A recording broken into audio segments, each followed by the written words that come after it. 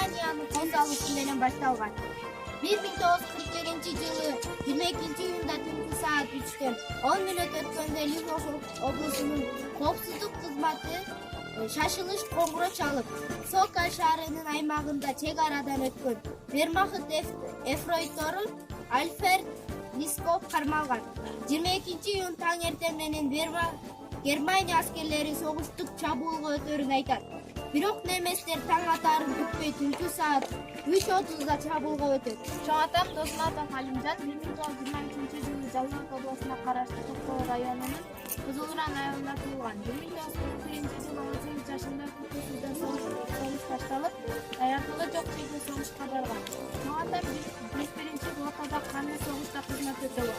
1942-жылы жаз айларынан баштап 1943-жылга чейин чоң атам Тода согушкан. Гранатанын жарылуу менен чоң атамдын бир булагы кырылган. 1945-жылы согуш аяктаганда чоң атам өзүнүн айылына кайтып келген. Чоң атам согушка кайтып келгенде бир туугандары каза болуп, атасы сүргөнгө айдалып кеткен. Билүү керек ар бир кыз, билүү керек ар бир уул. Бизди коргоо аталар кечкендигин жанынан. Ошондуктан бул байрам бизге кымбат баарына.